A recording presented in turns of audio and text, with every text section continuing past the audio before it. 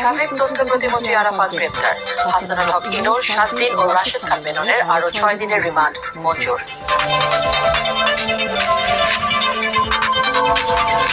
বিহারে বন্যার আশঙ্কায় ফারাক্কার সব গেট খুলে দিয়েছে ভারত। আপাতত শঙ্কা নেই বাংলাদেশে, বলছেন বিশেষজ্ঞরা।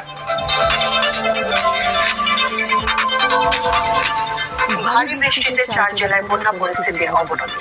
দুর্গত এলাকায় মিলছে না চিকিৎসা সেবা। 4 দিন পর চট্টগ্রাম, ঢাকা, সিলেট রুটে ট্রেন চলাচল শুরু।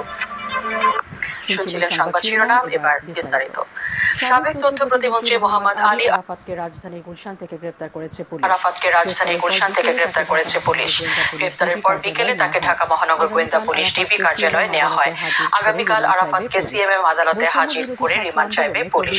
বৈষম্য বিরোধী ছাত্র আন্দোলনে কবি নজরুল সরকারি কলেজের শিক্ষার্থী নিহতের ঘটনায় রাজধানীর তেজগাঁ থানায় তার নামে হত্যা মামলা দায়ের